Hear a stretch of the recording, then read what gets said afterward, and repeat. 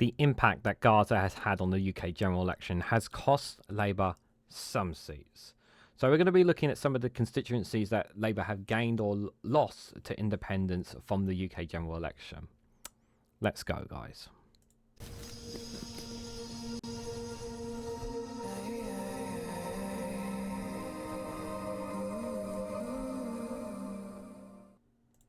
Good morning, good afternoon, good evening, wherever you are in the world. This is Reganelite here, and I'm going to be doing some analysis of some of the different parts of the general election and where impacts have and haven't been made.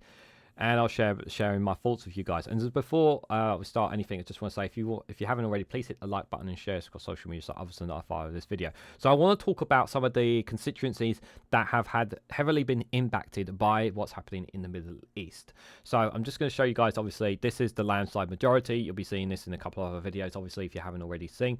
I've covered extensively this in a live stream, obviously, the numbers there. Obviously, Labour still got a stonking majority. There's no question about that. This is the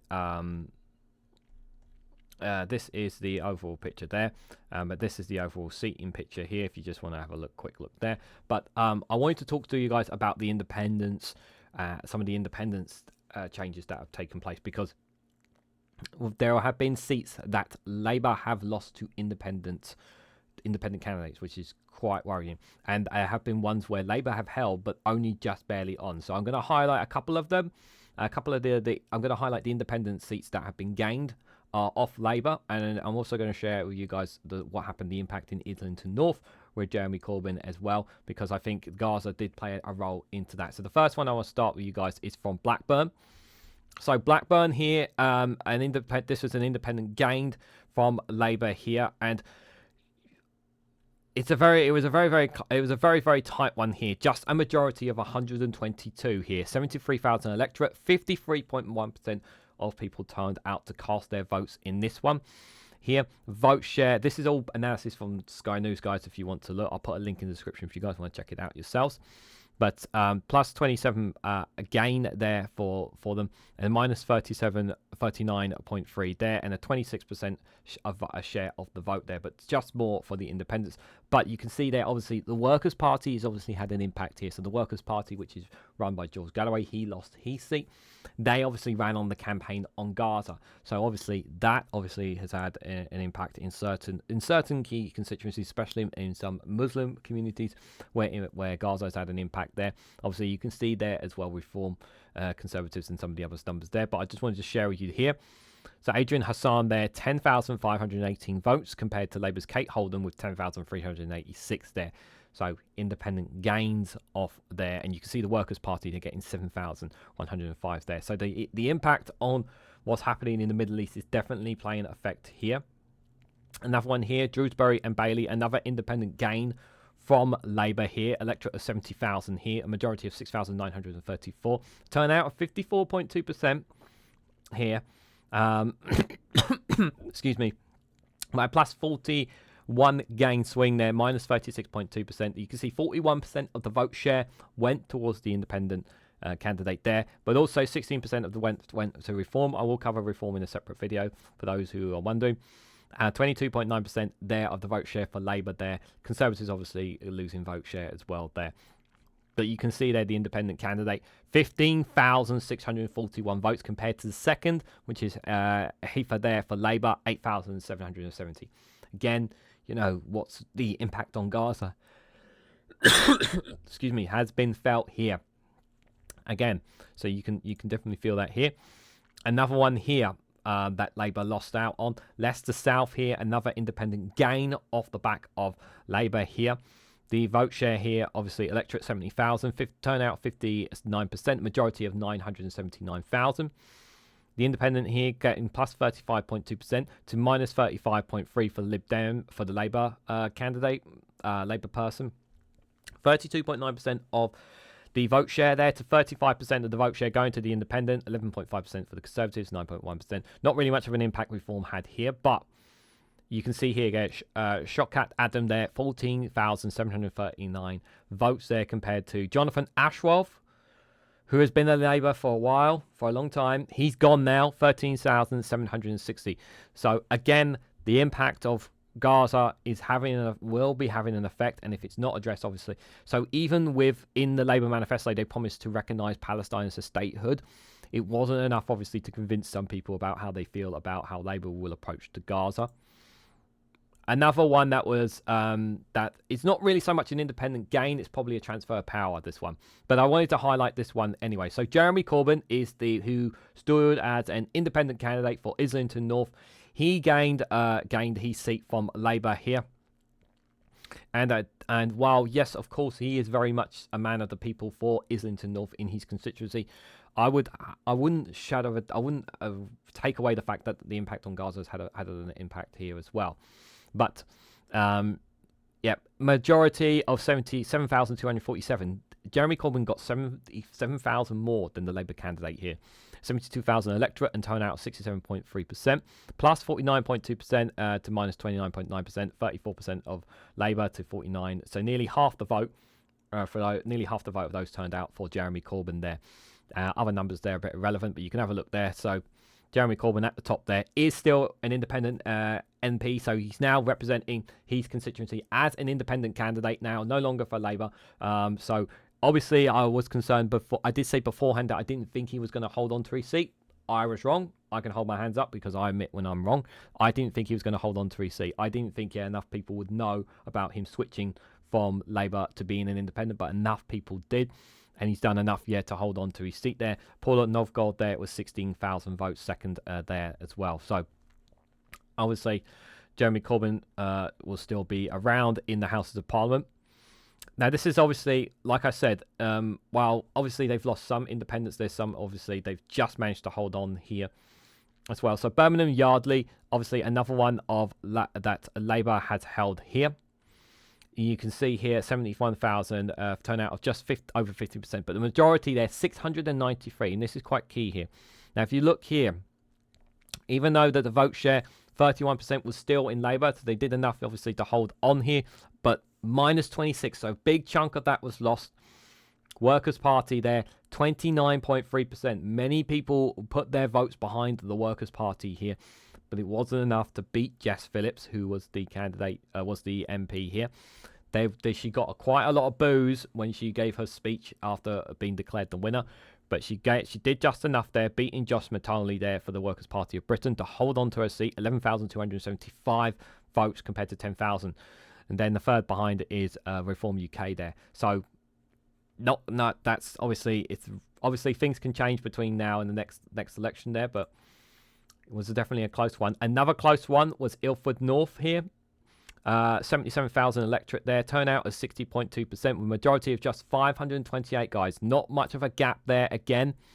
33.4% of the vote share to Labour, to Independents, 32.2% of the share.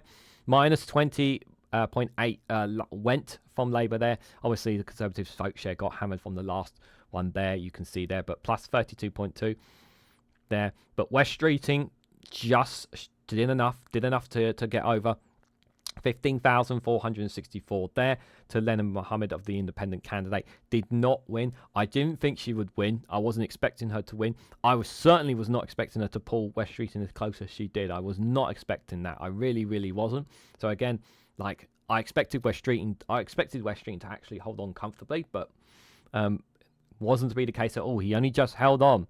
There. So another one there showing that the impact on Gaza really is having there. Ilford South as well. Not so much of a big change, so much, but still, again, independents showing that they're on this as well. So 80,000 electorate, turnout of 50.8%, the majority of 6,894 there. The Labour there with 40% of the vote share there still. But you can see there, independent there, getting 23.4% of the vote share there. You can see there in terms of the sharing party there.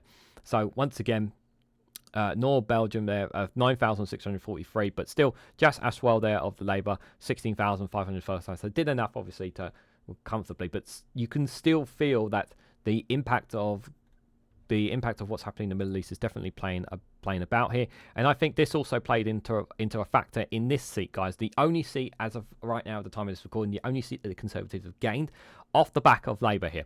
So Leicester East here, 76,000 electorate here, turnout 61%, a majority of 4,400. This is the only seat that the Conservatives have gained.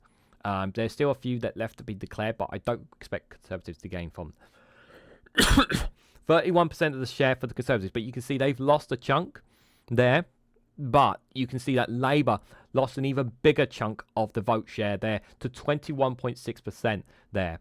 And you can see there much more. There's been gains for Lib Dems, big gain there for the Independent, a big gain for the One Leicester party there. So the share was a lot more split there. But even though the Conservatives lost vote share, you can see there that the impact definitely had a play there from Labour. And that's why they ended up losing the seat to the Conservatives rather than holding on to it. And you can see here, obviously, 14,000 for Shavia Rata with 14,000 of the votes compared to Labour's 10,100 there. But you can just see with the other independent candidates, you can see how spread out the rest of the vote share is. There, Liberal Democrats 6,000, Independent 5,000, One Leicester Party 3,000, and Reform 2,000, and so on. So you can see that the impact, without a shadow of a doubt, guys, of Gaza has definitely played an impact, that is for sure. So I'm just going to pull up one more for you guys before I go to my final thoughts, and that is the Rochdale one here. So Rochdale obviously was the one by George Galloway. Now, even though this was a Labour one, it was won by the Workers' Party in the by-election, and Labour have regained it back here in the general election. But only a majority of 1,440, 71,000 electorate, 55.7% turnout. 32.8% of the vote share going towards Labour there, minus 18. But the Workers' Party, 29.2% there. So even though people were backing George Galloway, they didn't back him enough to want him to win the seat. But also you can see there, 17.1% of the vote share going for Reform there as well. Big chunk going out of the Conservatives there. But Paul Walsh there did enough. 13,027, but George Galloway's Workers' Party of Britain 11,587 there, and Reform there with 6,773. So without a shadow of a doubt, guys, the situation in Gaza will definitely be playing an impact at this, had played an impact at this general election. Is this going to hurt Labour's? Did this hurt Labour's majority? As we can see, it did not. However, the fact that some Labour MPs and candidates have lost out because of independence should raise alarm bells and should raise concerns from Prime Minister Kier Starmer and his Labour government, obviously in the future. So they do need to address the concerns of Gaza, because not only will you have independents obviously making their voices about what's happening there, you'll have the SNPs making their voice, you will have the Green Party, who have 4 seats, which I'll cover as well. So there will be voices in that house obviously echoing the need for more to be done about the situation in Gaza, and it has definitely had an impact. But obviously, everybody wants a ceasefire to take hold, but I wanted to just show and highlight to you guys the impact that Gaza has had, what's happening in the Middle East has had on this general election. But I think it is a cause for concern, and I do think Keir Starmer will address this. But I also know that he has, obviously, there's ties to lots of ties to the Labour's Jewish side as well. But should not ignore the Muslim populations here and ignoring people's concerns about what's happening in Gaza. And you can definitely see by some of the results there and some of the voter turnout, you can see that many people, and there's probably more seats that I haven't covered there, but there's some of the seats there obviously showing the damage, obviously, that of Labour's position that they have been initially, although their position has changed since the start of the Gaza situation. It's not really been ideal for them. So it's down to Keir Starmer and his Labour government, obviously, to show that they are generally concerned and they want to make sure that a ceasefire gets done.